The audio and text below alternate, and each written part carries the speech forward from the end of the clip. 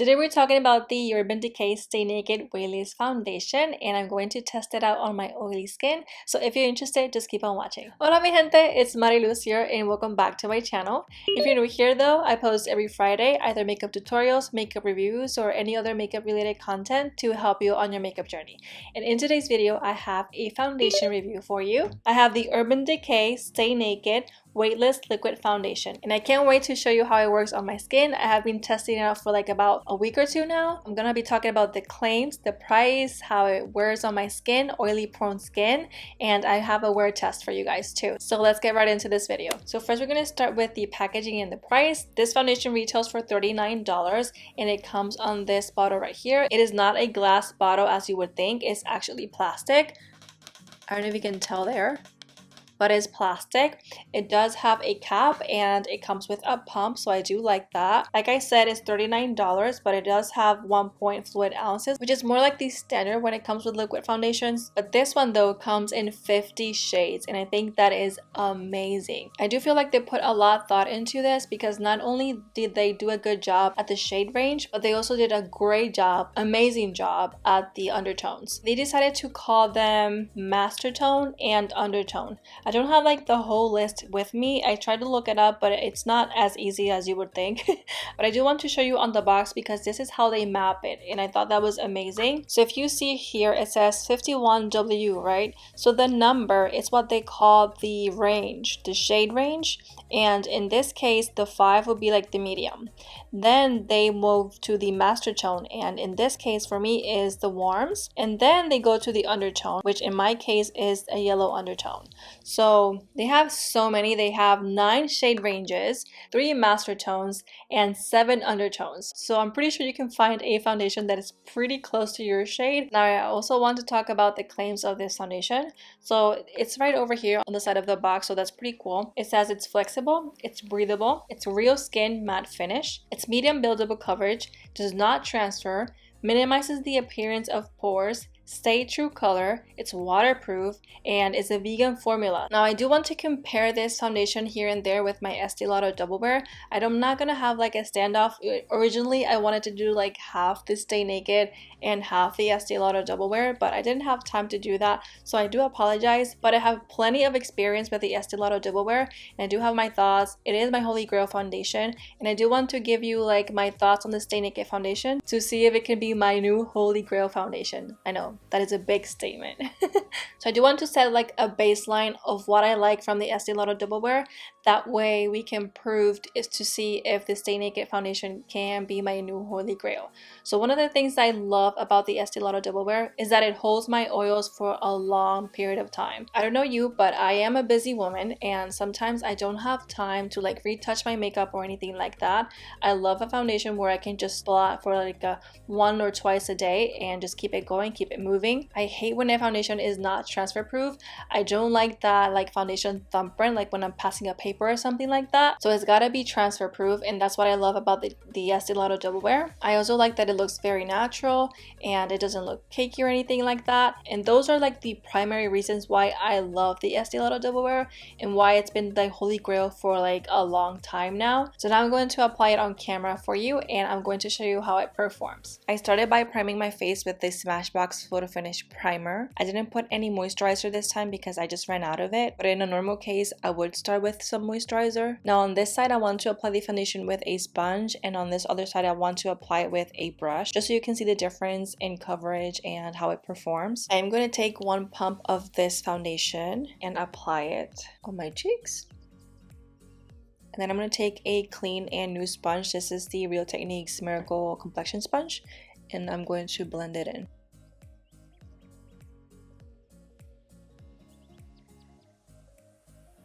And now this is just with 1 pump. I don't know if you can tell, but the coverage is there. It looks like nothing. It feels like nothing. Like I can't feel right now that I have foundation on my face.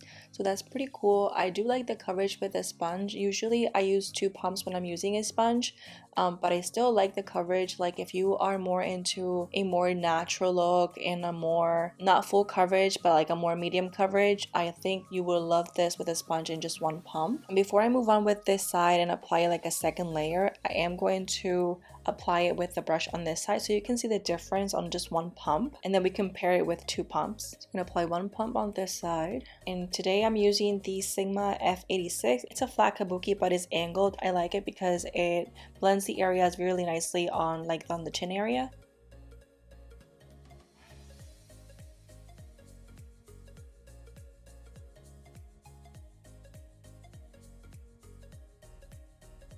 Now this is the coverage with 1 pump and the brush. I actually like the brush a lot. I mean, when you use brushes, I believe you always get a little bit more coverage, and you probably could tell. It does look really nice. It still looks natural, and then compared to the sponge side, this is how it looks like. To be 1 layer, it has a lot of coverage. I usually use 2 pumps to have a full coverage, especially with my blemishes on this area and then under my jawline. I do want to go ahead and use 2 pumps just so you can see how it builds up. And yeah, let's get to it. I'm going to use 1 pump for the other side, and I feel like that'll be my 2nd layer. It is not a thick formula, so you can spread it out for the whole face, but I'm going to keep it in the areas I need more coverage. And then apply it over here just to make it even.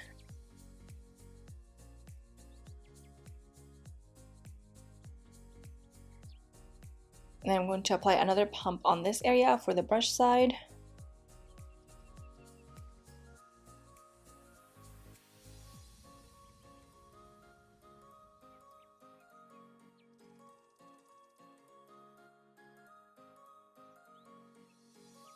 And that is it for 2 layers. I feel like it looks so good. I'm super excited. I do love how it applies with both the sponge and the brush.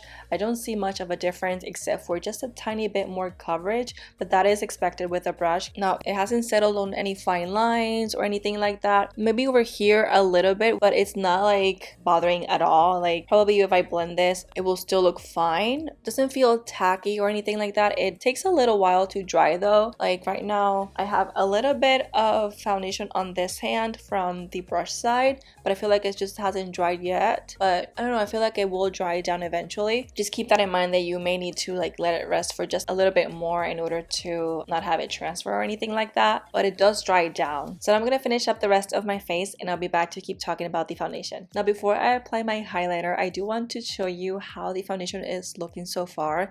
I don't know if you can tell, but it has dried out more, so it looks a little bit more matte. It still has a glow. It doesn't look so flat and dead, but just so you know. Now keep in mind, I didn't set it up with powder, completely set up with powder. I just set up my T-zone, so that is a really good indication that it will last me for the whole day, at least for me, or is my perception. Then when I have to set up my foundation for the whole day, it means it may not last because my oils probably will come through. When a foundation dries down matte and I only have to set up my T-zone, it is a good indication that it may hold up with my oils. So I do like that. Now I am going to finish up and I'll be back. Okay guys, so I finished up my makeup. It looks so good. Oh my goodness.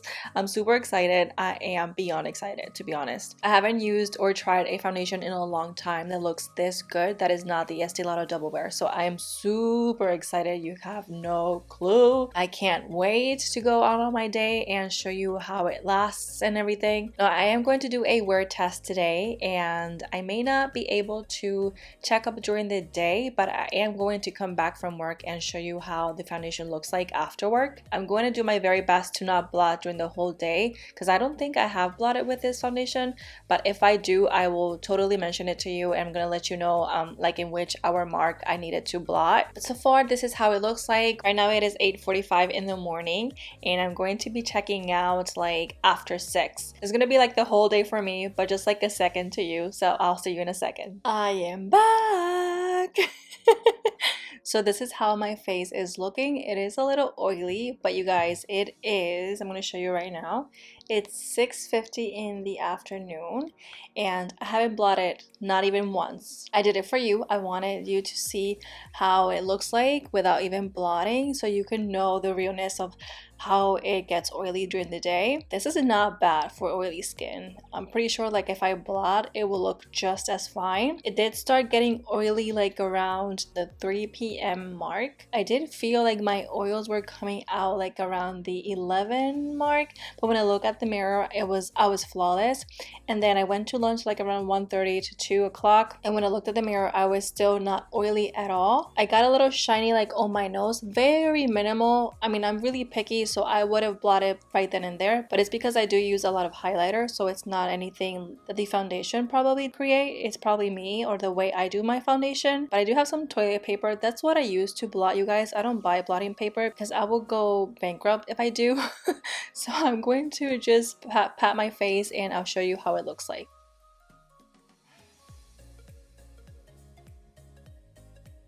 I probably look like very ratchet with toilet paper, but I'm not even going to pretend I don't do this in the bathroom.